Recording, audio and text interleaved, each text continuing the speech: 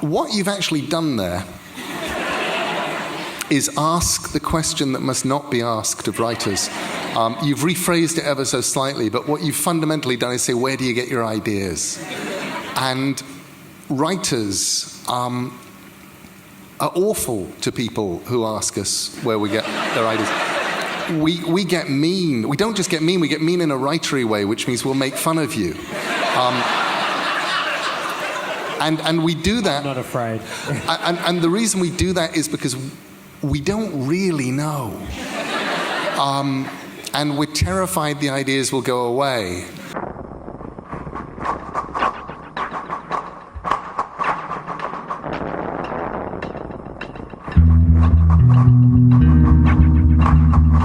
Graphiste, c'est, on pourrait dire juste que c'est quelqu'un qui fait des images. Voilà, je fais des images. Alors je fais des images, mais je fais pas que des images, parce que je peux aussi parfois faire des non-images. Noir est un bon exemple, puisque Noir est un livre qui n'a pas d'illustration, c'est un aplat noir, d'aucuns diront que c'est même pas une couleur, c'est dire, avec juste une typo dessus, qui est en noir sur fond noir, on dirait une blague des beaux-arts, le carré blanc sur fond blanc de Whiteman.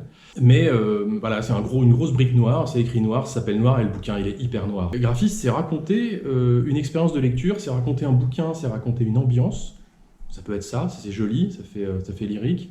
Mais voilà, le boulot du graphiste, en tout cas dans une maison d'édition, parce que c'est pour ça que je suis dans le rectangle là, c'est de donner envie à un auteur de l'avoir sur sa table, c'est de donner envie à un lecteur de le prendre en main et de le retourner pour lire la 4e, parce qu'une fois que j'ai fait ça, j'ai fait 90% de mon boulot.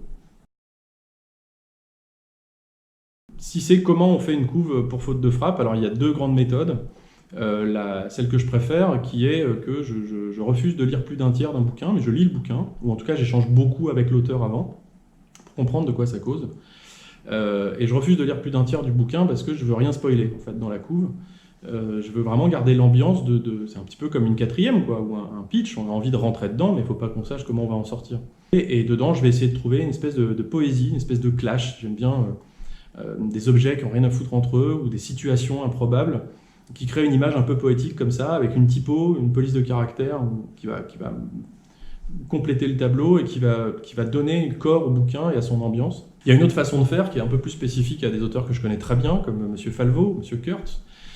C'est qu'on est tellement dans une espèce d'osmose, on connaît bien l'un et l'autre comment on fonctionne. Je pense plutôt bien comprendre comment, par exemple, Kurtz fonctionne.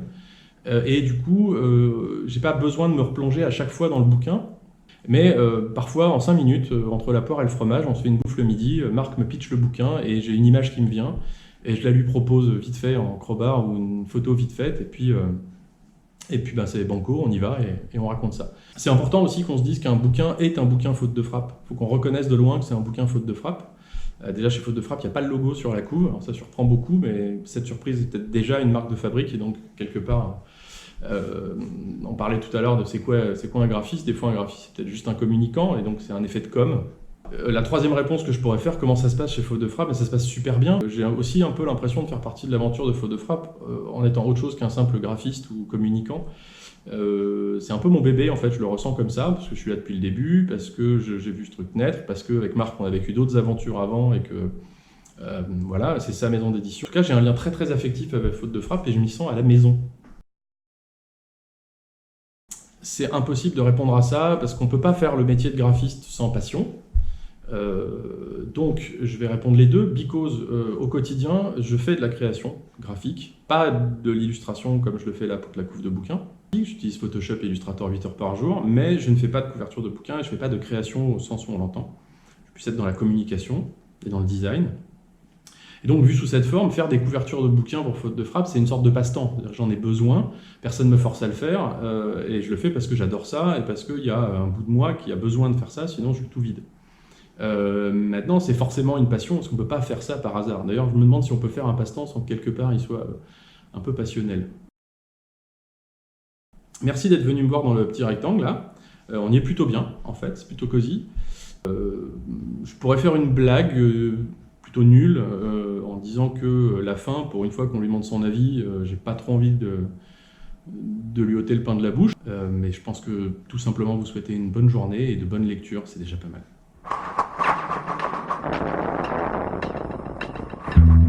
Merci.